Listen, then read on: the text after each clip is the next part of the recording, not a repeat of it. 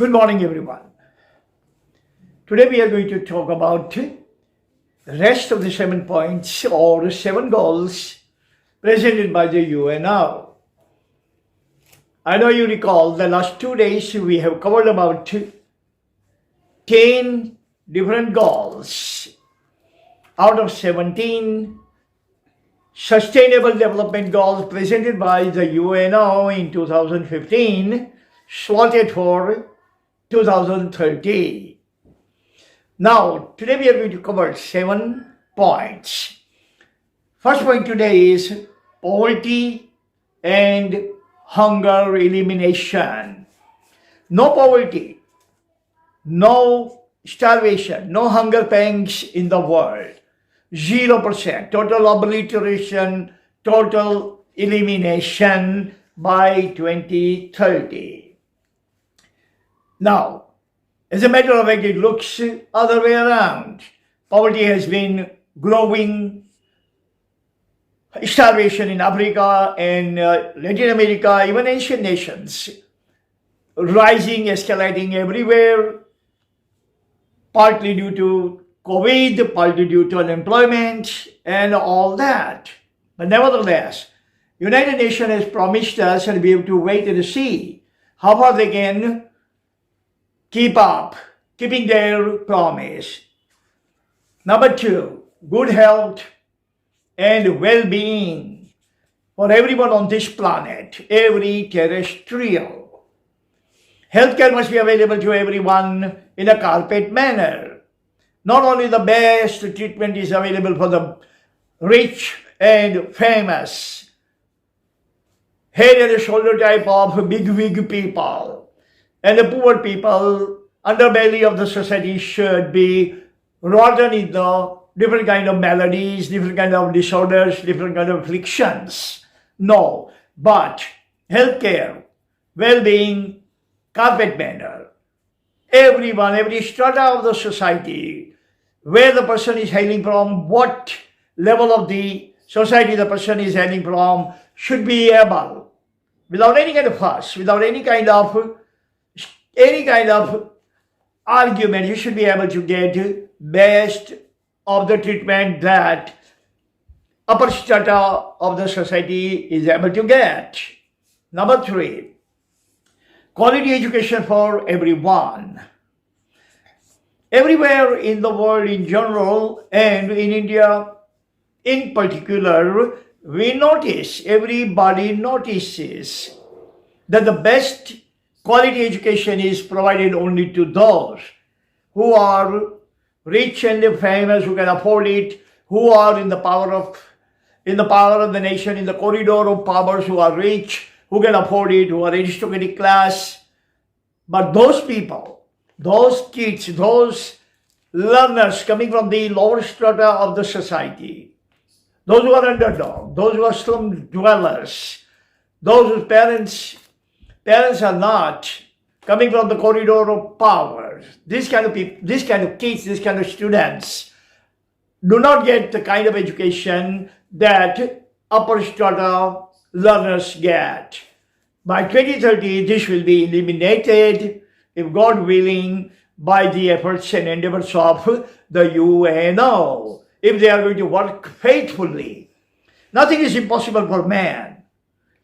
But if you are trying to showcase your views, showcase your things, then nothing works. You have to be faithful, you have to be loyal, you have to be absolutely willing, then and then everything can happen. 4th, decent work condition and decent work environment. There are lots of pockets of the world are there where workers are exploited to the hilt by the rich factory owners, rich industrialists for their profit to jack up. This will be no more by 2030. Everywhere. If corruption is gone, everything is possible. So everywhere in the world, corruption will be gone, and these people will be provided their working rights. They will work 8 hours a day, the working condition would be better, work would be better, wages would be living wage, every single thing would be totally hunky-dory. And this is possible if a person is willing to work like Gandhiji and Pandit Nehru Vallabhbhai Patel. If the person is willing to, person is determined, person has set his goal and sink his teeth in it, every single thing is possible in the world to achieve. Number 5, industrial innovation and infrastructure. Now, yesterday's industry cannot cut in today's world. Today should be different industry with Kaizen, total quality product, total quality management. Every single thing must be innovative. So innovation in the industry must be constant, must be Kaizen, must go on and on and on relentlessly. You cannot say that 5 years ago I renovated my industry and I don't need it now. No. 5 years is a very long period of time for the industries to renovate now. And infrastructure should be built. We know, those of you who travel in India, you know what is the condition of our infrastructure. Everywhere you go, every part of infrastructure you go, you don't have any kind of satisfaction. In China, it takes only 2 days to start a business. In India, it takes 76 days to start a business.